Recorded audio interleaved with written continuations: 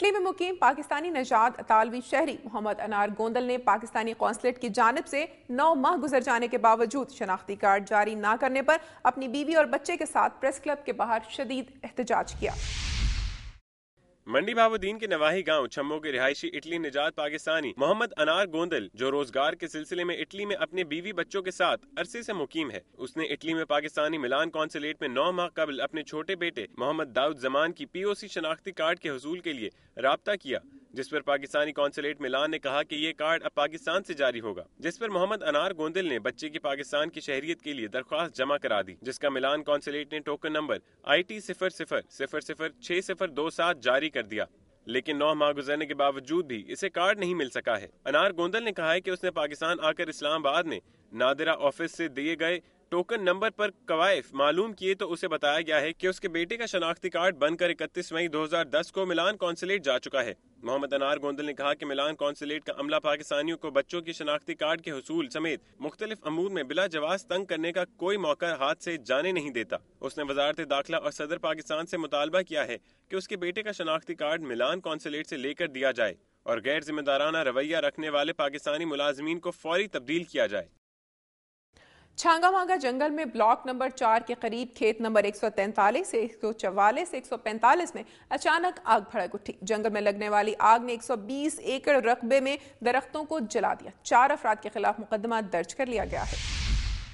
چھانگا مانگا جنگل کے بلاک نمبر 4 کے قریب کھیت نمبر 143, 144, 145 میں اچانک بھڑکنے والی آگ نے 120 ایکڑ رقبے پر کھڑے درختوں کو راکھ کا ڈھیر بنا دیا۔ آتش زدگی کے بعد سیکرٹری جنگلات بابر حسین بھروانہ نے جنگل کے متاثرہ حصے کا دورہ کیا اور واقعے کی تحقیقات کے لیے 3 رکنی کمیٹی تشکیل دے دی، جو کہ انہیں جلد انکوائری مکمل کر کے رپورٹ جلد پیش کرے گی۔ اس موقع پر میڈیا سے گفتگو کرتے ہوئے ان کا کہنا تھا کہ ٹمبر مافیا اور ہمارے اپنے لوگوں کی نااہلی کی وجہ سے ملک کا قیمتی اثاثہ ہم سے چھنتا جا رہا ہے۔ SDO اعظم گل نے سیکرٹری جنگلات کو بریفنگ دیتے ہوئے بتایا کہ جنگل میں لگنے والی آگ کا مقدمہ ان 4 افراد کے خلاف درج کروا دیا گیا ہے جو اس وقت موٹر سائیکل پر وہاں سے گزر رہے تھے، جس پر سیکرٹری جنگلات نے کہا ہے کہ شک کی بنیاد پر آپ کسی کے خلاف مقدمہ درج نہیں کروا سکتے۔ انہوں نے کہا کہ انکوائری رپورٹ آنے پر ملزموں کے خلاف سخت کارروائی کی جائے گی۔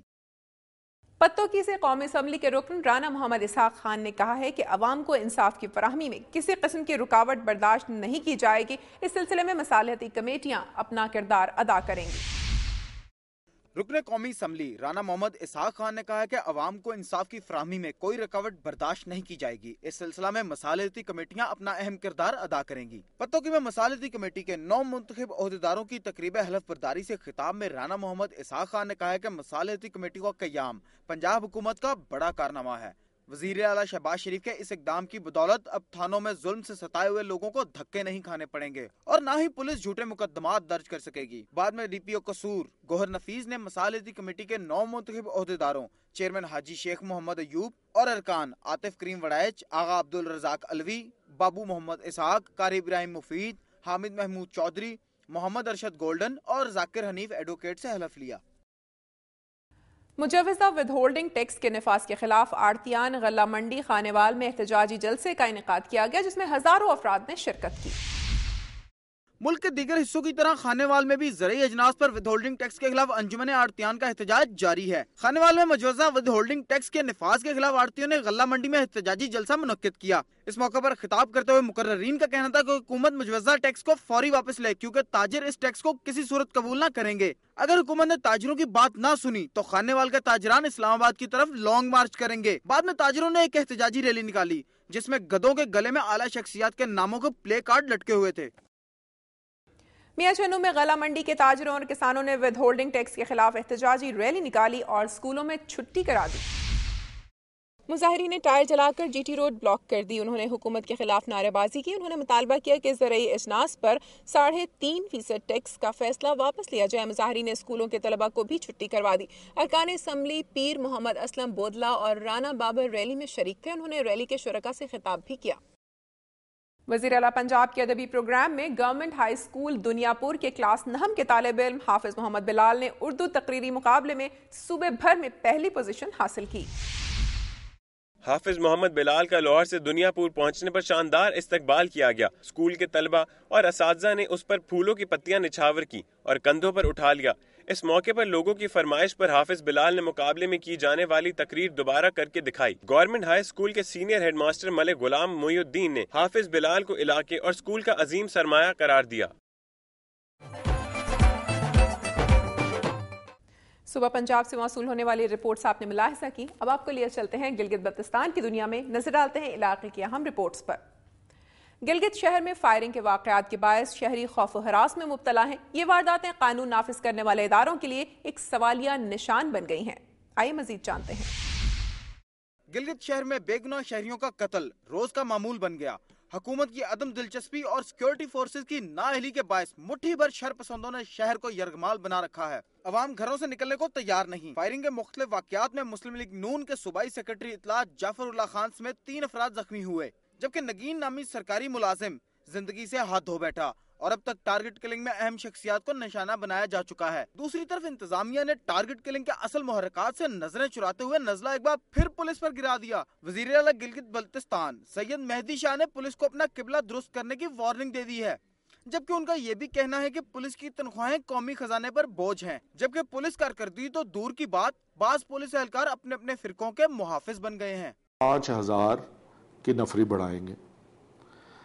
جب تک وہ نفری نہیں آتی اور جب تک وہ نفری ٹرین نہیں ہوتی اور جب تک وہ نفری ایکوپ نہیں ہوتی، تب تک ان حالات میں تھوڑی سی بہتری تو آ سکتی ہے، لیکن جو آپ لوگوں کی جو ایکسپیکٹیشنز ہیں ان پہ 100% پورا اترنا ممکن نہیں ہے۔ شہر کی مختلف مارکیٹوں میں جہاں خریداروں کا ہجوم ہوتا تھا، اب مارکیٹیں سنسان نظر آ رہی ہیں۔ گلگت شہر میں دہشت گردی کے بعض واقعات میں پولیس کا کردار بھی مشکوک قرار دیا گیا ہے، جبکہ کاروباری صنعت سے وابستہ افراد آئے روز کی دہشت گردی کے ذمہ دار محکمہ پولیس کو ٹھہراتے ہیں۔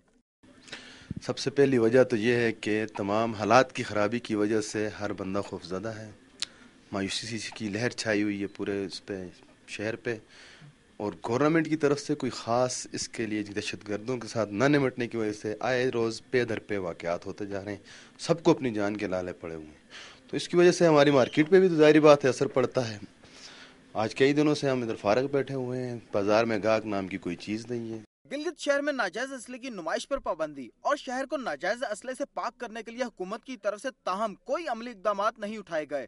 پولیس کی کارکردگی کو بہتر بنانے اور بڑھتی ہوئی دہشت گردی کو روکنے کے لیے اب صوبائی حکومت کو اہم اقدامات کرنا ہوں گے۔